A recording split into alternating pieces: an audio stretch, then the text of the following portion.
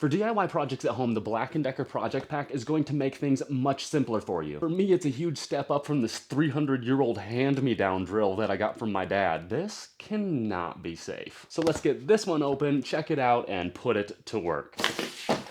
Now we do get this charging cable right here. In the product description, it says that it comes with a micro USB charger. I don't know why it says that. This is a wall outlet AC adapter. We get an instruction manual for our cordless drill. We get a multi-bubble level right here. The bubbles are all clear. You get 3 views like that and 1 view in this direction as well. We get a small pack of hardware here, some drywall anchors. We get a bunch of screwdriver bits, and you can see that includes a range of flathead and Phillips bits. I found some more hardware, a small pack of screws. They've included a magnetic bit holder, and you can see that it's easy to get these bits in and out.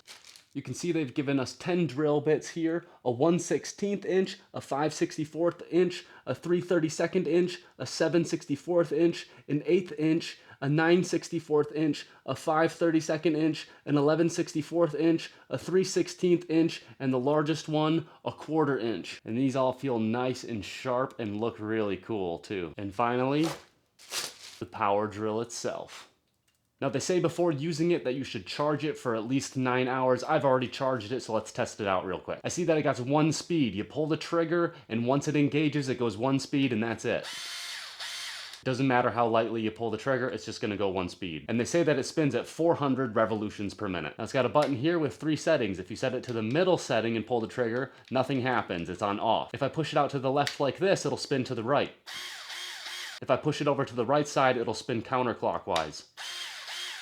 So 2 things I'm noticing while testing it already is that, number 1, it's really lightweight and compact compared to other power drills, and number 2, I really like this grip right here. It's nice and soft, and it's pretty ergonomic as well. It feels like I got a really nice handle and control of this thing. So if you're gonna use a drill bit, you might wanna use the magnetic adapter to go along with it. So pick your bit, install it into the magnetic bit holder. Before you put the bit into the keyless chuck here, make sure that it's spinning in the clockwise direction. And now you can drop it into the keyless chuck here. Now you notice that it's wobbly at first. Now I'm going to grab this piece and then engage the drill at the same time, which will bring out some little arms that will grab onto it, watch. And those little arms right there will grab onto the drill bit. And I open them back up by holding it and spinning counterclockwise. So install your bit holder, hold this piece and the bit. And there you go, now it's in there sturdy. To remove it, make sure it's spinning counterclockwise. Hold this piece right here and the bit will come out.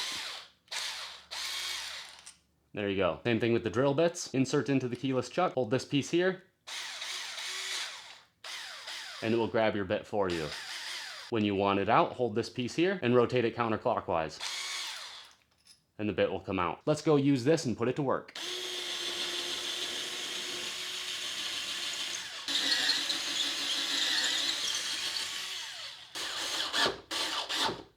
I've used all kinds of power drills in the past, and the bigger ones can be a bit unwieldy, a bit heavy to use all day long, and the smaller ones can help with like screwing things into the wall but aren't so good at drilling into it. Now this one makes a really good middle ground between those two. It's not too heavy, still has enough power to drill into the wall, but it's still light enough to use all day and help you with the smaller projects. And with these sharp drill bits right here, I could see you cutting into some softer metals using like a lard oil or a sulfurized cutting oil as well. But at only 8 volts, it's going to struggle with heavier objects. Like it's not going to be able to cut into like brick and concrete very well. For that, you're probably going to want a hammer drill.